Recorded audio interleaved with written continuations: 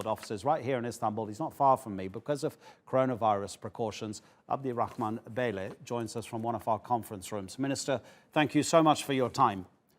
How much has Somalia suffered economically because of Al-Shabaab? I can say that Al-Shabaab and the coronavirus pandemic put together affected our economy very seriously, and particularly now, as we were just getting a handle on Al-Shabaab and its economic impact, we had the coronavirus, and that coronavirus, for various reasons, the lockdown being one of them, has affected our economy very seriously. In fact, when you look at the revenues, revenue income, it has affected about 30% of the revenue decline. It caused a revenue decline of about 30%. It also increased the cost of combating that. So if you put the two together, it was a very significant impact on our economy. And now it seems that now when we look at our projections beginning from the onset, it seems to be much better than we expected. But at the same time, we must say that it has created a lot of difficulties, particularly the Somali economy being what it is, very, very small and very fragile and very vulnerable. It has affected very seriously. In terms of finances coming from outside Somalia, how much is foreign investment affected because of the insecurity? Yes. And how much are you hoping to get from foreign investment, and how much, now that you've reached an agreement with lending institutions, are you hoping you might be able to get from organizations like the IMF? Yes. Or the World Bank? Yeah, you know, because of the long civil war in Somalia for the last 30 years, investment from outside was very, very small, a trickle, to say the least. We were preparing the ground by working very closely with the IMF and the World Bank and the EU and the African Development Bank and different other countries, including Turkey, of course.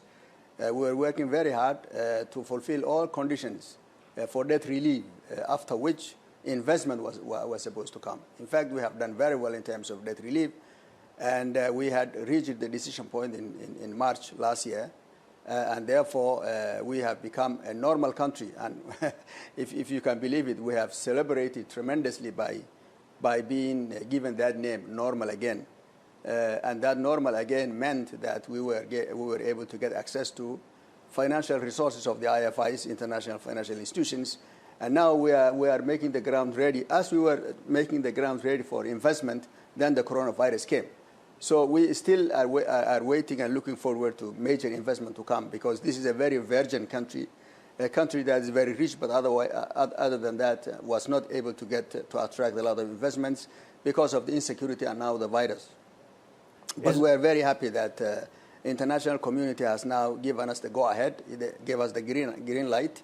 And so we are looking forward to African Development Bank and other institutions to come in.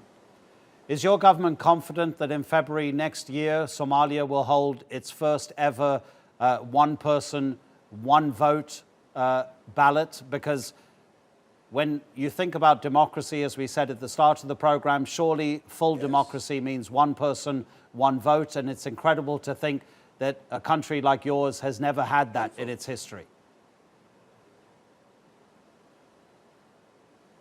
Yes.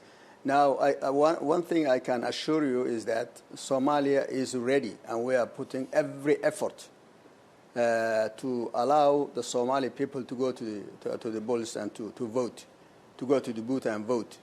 Now, whether it's February or earlier or later, we are still discussing. The cost is tremendous, the effort is tremendous, the skills necessary is tremendous. The awareness creation and informing people that they are going to vote needs a lot of activities. We have now been able to put all the laws and regulations that are required by one person, one vote.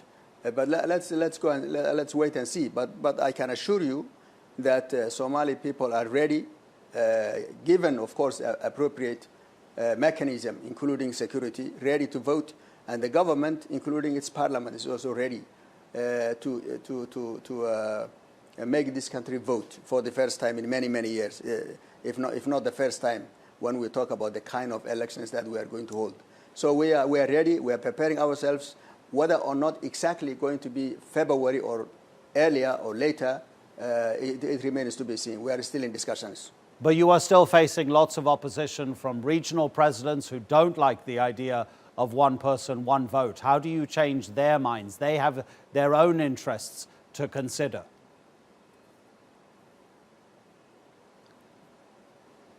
Yes, of course, you know, democracy is not an easy thing. Everywhere you go in the world, there are always confrontations and discussions and different ideas. I think one thing that we all agree, I don't think they disagree one person, one vote. I think the idea is, the discussion now is the timing. When is it going to happen?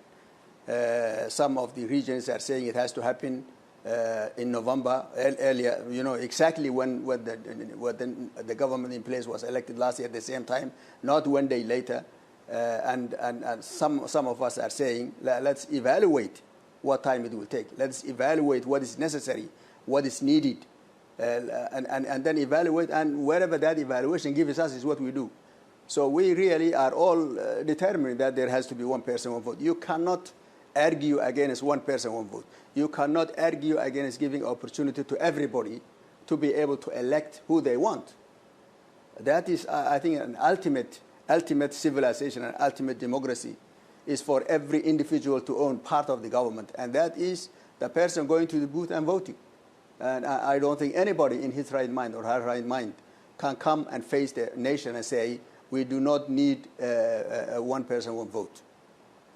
Minister Abdirahman Beileh, thank you so much indeed, sir. Thank you for coming into our offices and speaking to us on the News Hour here on TRT World, the Finance Minister of Somalia.